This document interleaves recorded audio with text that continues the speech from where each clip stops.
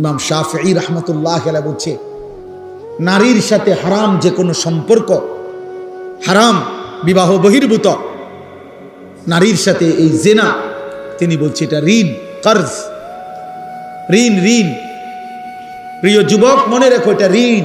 তিনি বলছেন এটা হাওলাত, ঋণ। তুমি যেন ঋণ নিলা, অতএব তোমার ফ্যামিলির উনি বলছেন যে হে ইমানদার মনে রেখো, তুমি যদি বিবাহ বহির্ভূত কোনো হারাম, জিনা কিংবা ব্যভিচার, হারাম কোনো নারীর সাথে সম্পর্ক করো, এই ঋণ তোমাকে তোমার পরিবারের কাউকে আপনজনকে দিয়ে শোধ দিতে হবে। আল্লাহর কসম, এটা ইমাম শাফিঈ বলছে। তুমি যদি তওবা না করো, আল্লাহ যদি মাফ না করে, তো ফ্যামিলির কাউকে দিয়ে এটা শোধ দিতে হবে।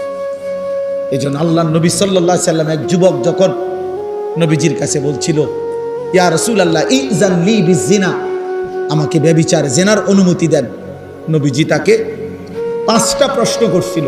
আফা তুহিব্বুহু লি উম্মিক, আফা তুহিব্বুহু লি ইবনাতিক, আফা তুহিব্বুহু লি উখতিক, আফা তুহিব্বুহু লি আম্মাতিক, আফা তুহিব্বুহু লি খালাতিক। এই 5টা নবী বলছিল, যুবক তুমি কি চাও তোমার মায়ের সাথে কেউ জিনা করুক? যুবক বলছে না।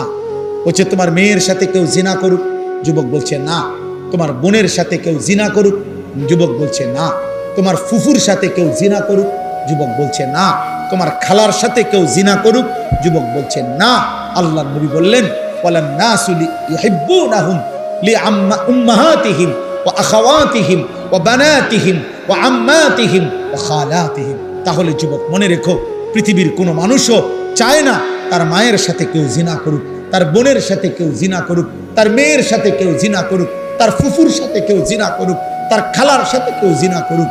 তুমি যার সাথে ব্যভিচার করতে চাও, হারাম সম্পর্ক করতে চাও, সেও তো কোনো মানুষের মা, খালা, ফুফু, বোন, মেয়ে। তুমি সেটা কিভাবে করবা যুবক? আল্লাহর কসম, ওই যুবক বলছে, ইয়া রাসূলুল্লাহ আমি কসম করলাম এমন ঘৃণ্য জঘন্য কাজ আমি আর কোনো দিন করব না, আপনি আমার জন্য দোয়া করে দেন। নবী তখন ওর জন্য দোয়া করছে, বুকে হাত দিয়া আল্লাহ নবী ওই যুবকদের জন্য দোয়া করছে।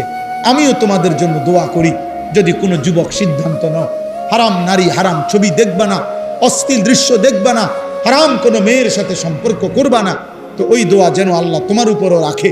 নবী ওই যুবকের জন্য 3টা দোয়া করছে। আল্লাহুম্মা মাগফির যামবাহু, আল্লাহ এই যুবকের গুনাহগুলো মাফ করে দেন।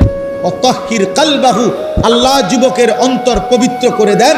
ওয়া হাসসিন ফারজাহু, আল্লাহ যুবকের লজ্জাস্থানও পবিত্র করে দেন। তোমরাও দিল থেকে নিয়ত করো।